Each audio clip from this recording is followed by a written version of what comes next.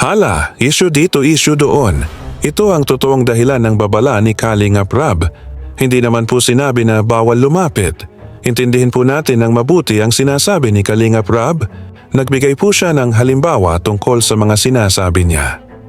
Sa sinabi ni Kalingap Rab, iba po ang tungkol sa mga scouter at iba rin po ang sinabi niya na huwag masyadong lumalapit tulad ng kahit sino-sinong ka-TikTok na Kalingap kasi binabash po ang Kalingap Angels niya. Alam naman natin na ang utak ng ibang tao ay masyadong negatibo kaya pinoprotektahan lang po iyon ni Kalingap Rab. Siguro po may nakita rin siyang hindi tama na medyo nasosobrahan na sa pagdidikit-dikit. Siyempre, alaga niya yon kaya pinoprotektahan niya. Sabi nga niya, kung anuman ang mangyari kay Kalingap Rab din ang mananagot dahil sa kanya din ipinagkatiwala ng mga magulang. Kaya sa tingin ko, tama si Kalingap Rab na huwag masyadong dumikit. Kasi dyan nagsisimula ang mga anti na mambash. Isa pa, normal lang naman na protektahan ng mga babae at lalaki lalo na kung mga bata pa. Hindi naman bawal lumapit pero huwag masyadong sobrahan. Tungkol naman sa mga scouter, iba rin ang sinabi ni Kalingap Rab.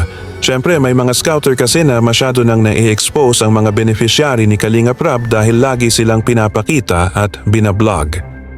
Binigay na po iyon nila kay Kalingap Rab kaya huwag na masyadong i-expose sa mga scouter ang mga angels.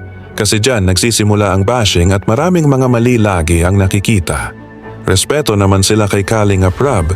At tungkol naman sa sinabi ninyong kawawa ang mga scouter dahil wala silang masyadong viewers, hindi ba pwedeng i-vlog ang scout nila? Pero kung iyon lang ang habol nila, sana hindi na lang nila ibinigay kay Kalingap Rab. Unawain na lang po sana ang sinabi ni Kalingap Rab.